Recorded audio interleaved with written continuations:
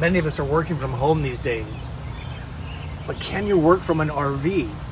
Whether you're still working age, nearly retired, or are retired, there are still work projects to do for family, church, volunteering, the corporate job. Today, you're going to tour my mobile office. I'm going to share with you parking tips, how to set up a sit and standing desk, manage the battery for energy consumption, manage the temperature, set up Wi-Fi, and how I found this amazing space to start with. Let's go.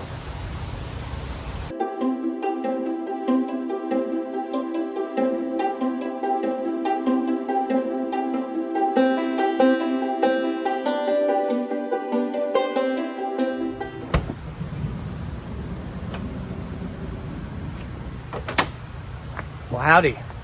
Welcome to Go Small, Live Large. My name is Scott. I'm your host. That was Luke. Vanlife Luke joining me on the road. In 2017, I was pretty frustrated with my life, completely reinvented it by doing research, much like you are doing, or learning from others, like we all do, on how to take my life on the road. I reinvented my corporate job and have been working and living in this rig, a 2019 Winnebago Travato GL, since February 2019.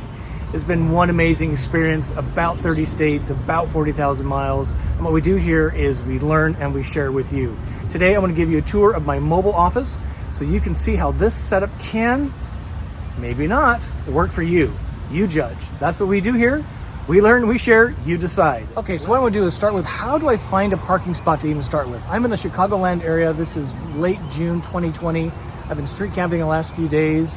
And what I do is I like to roll out of where I stayed the night so I'm not causing too much attention to myself. So I go someplace else during the day.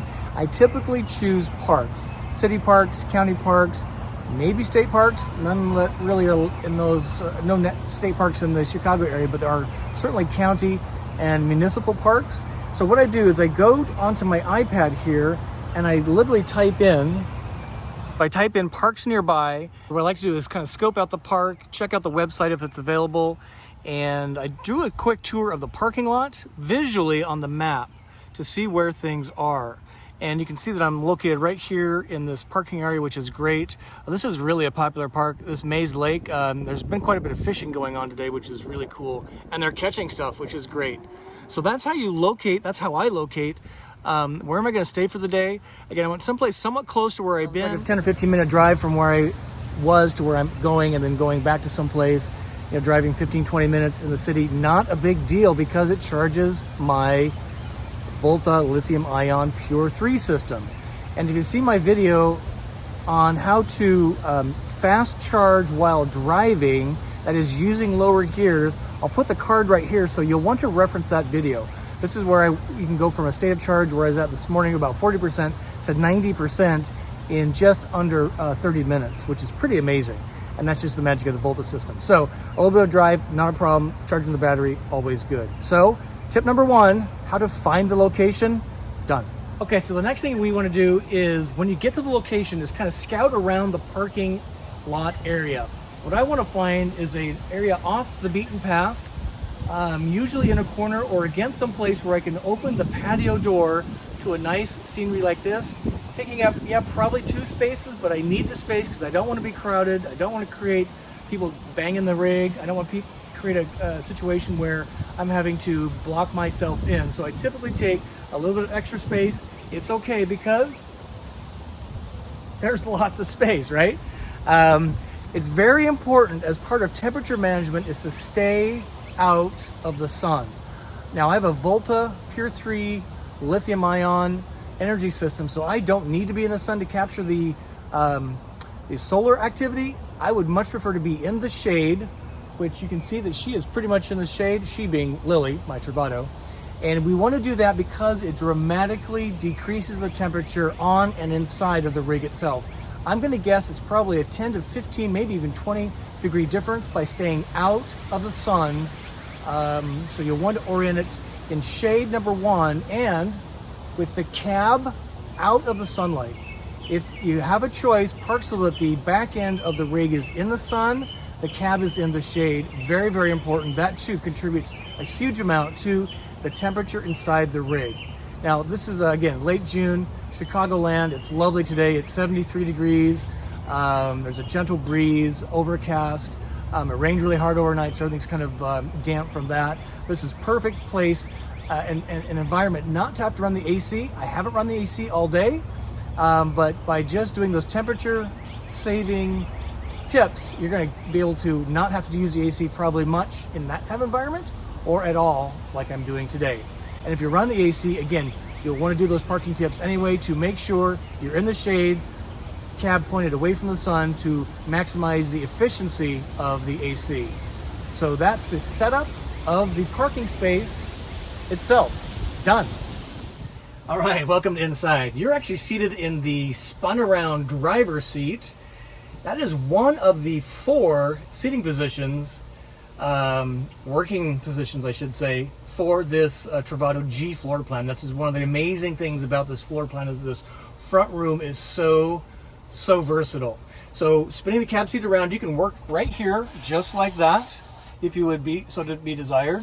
What I typically do is have this set up just like this, my laptop, my iPad, and this works really well. I'm usually managing Slack, chat, things like that, music over here, and this is my actual work surface.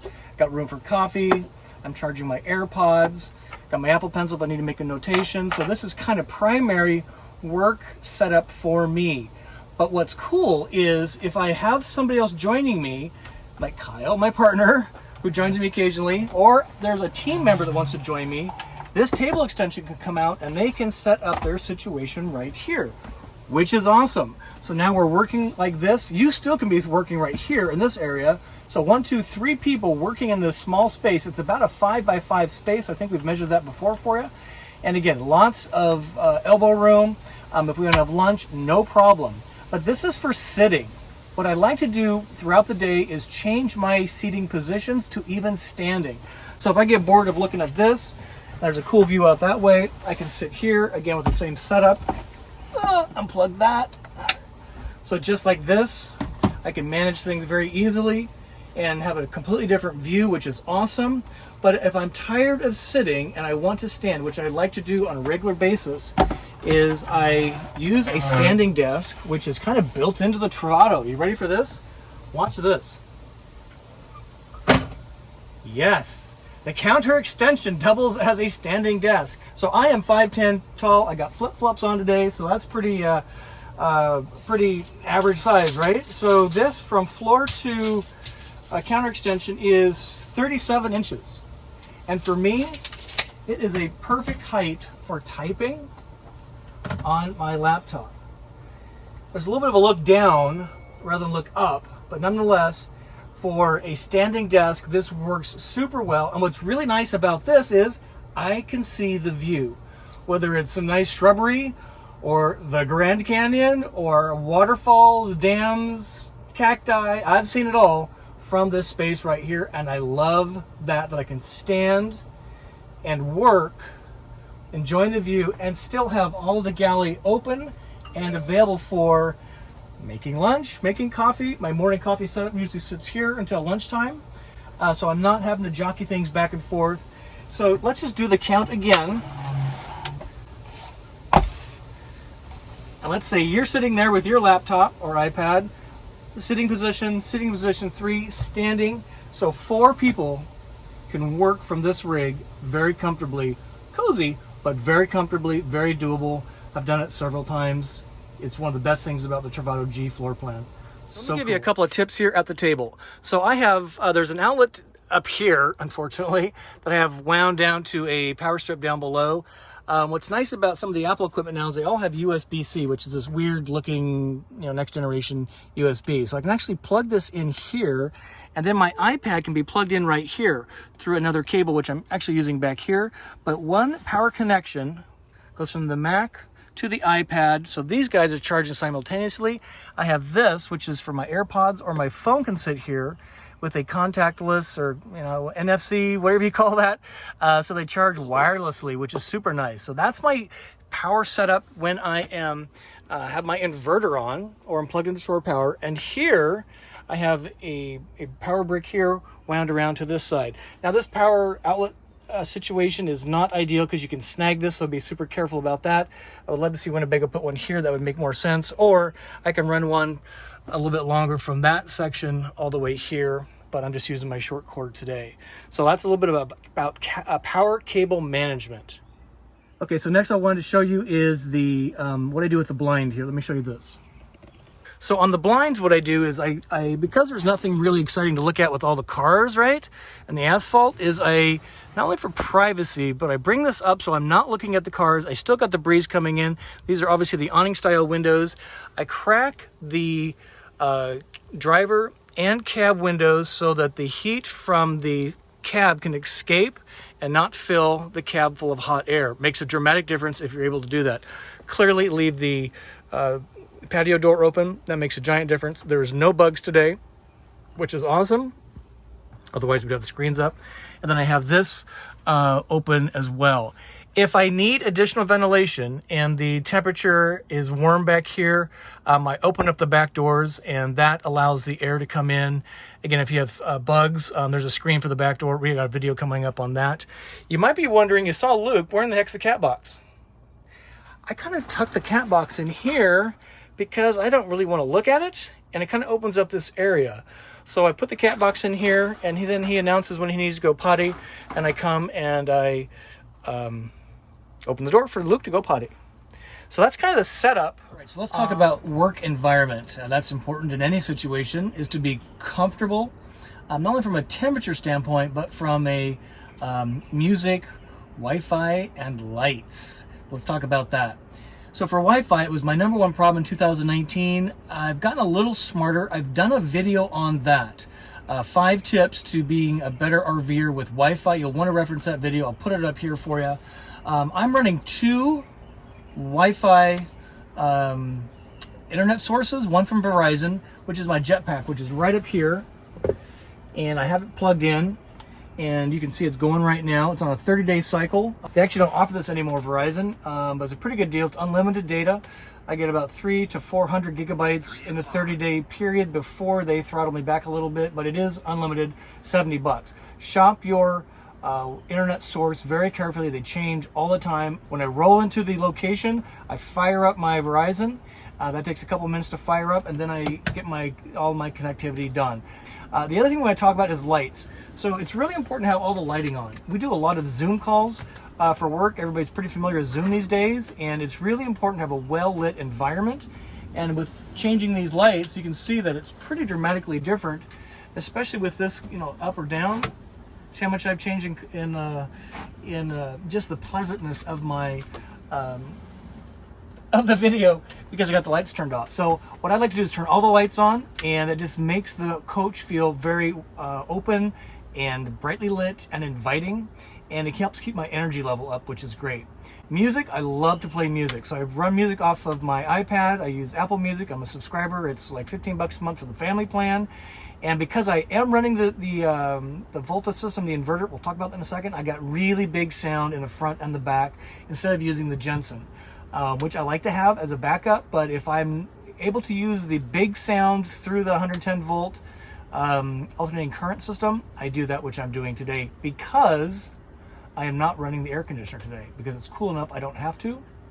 So by just having the inverter on, it's a really light tap.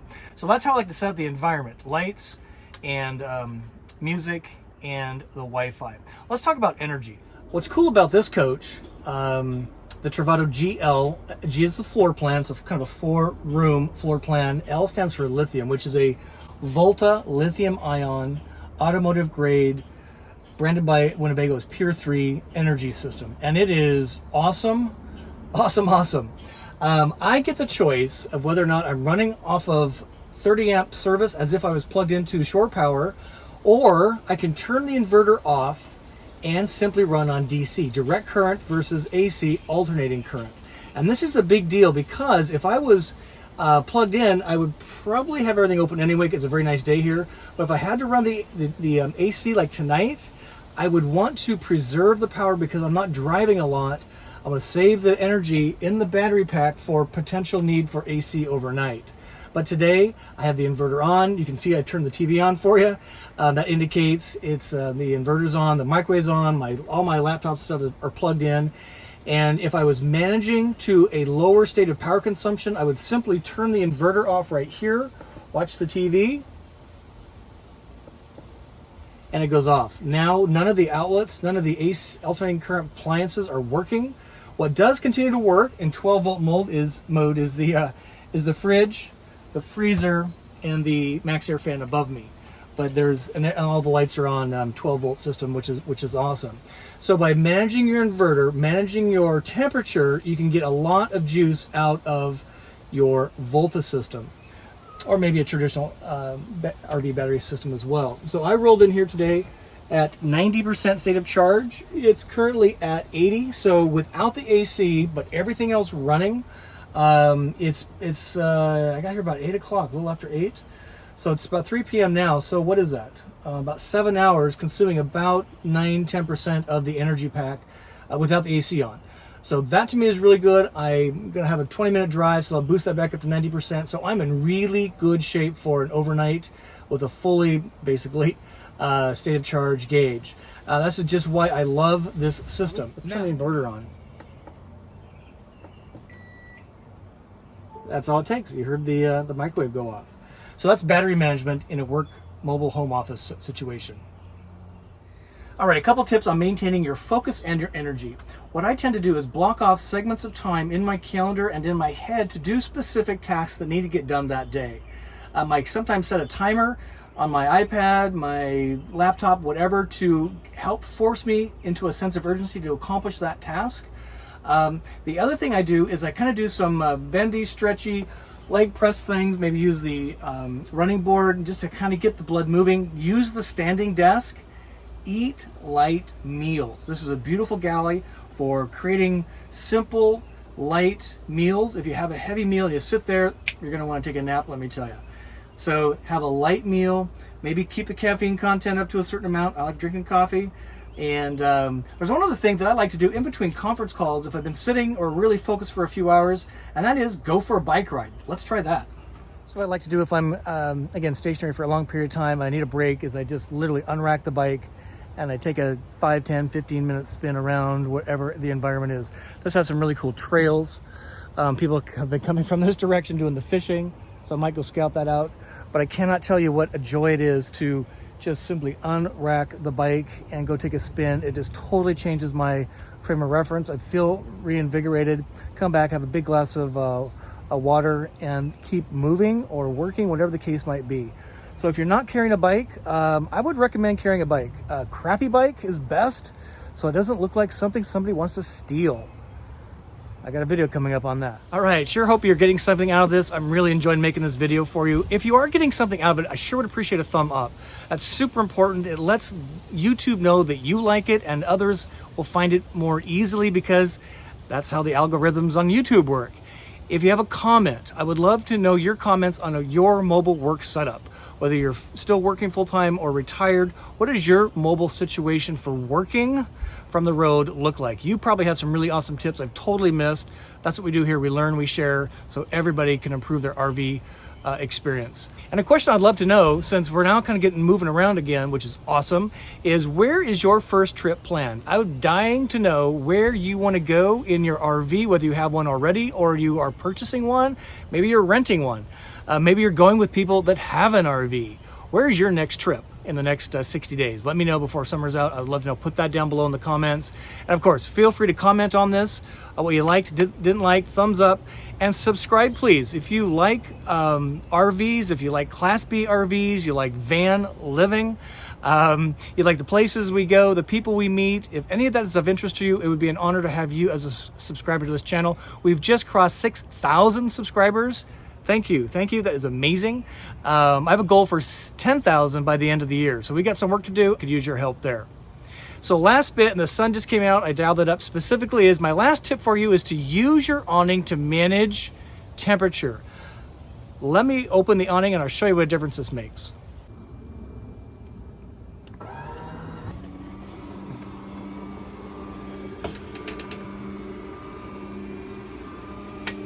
So you can hear it deploying. I just love the awning because what it does is it gets the sun off the rig.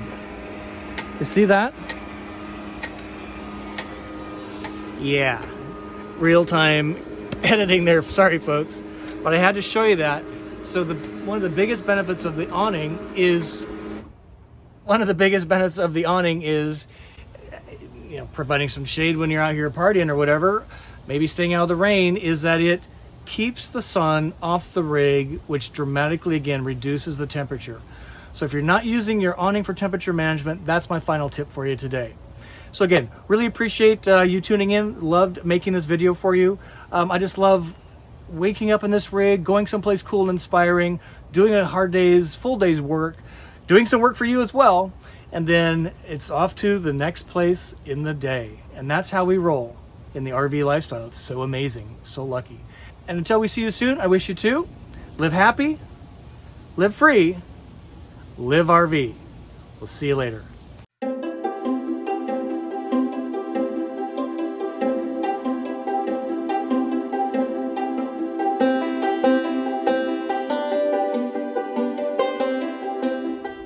With that, I want to go for a bike ride. You want to go? Let's take a spin.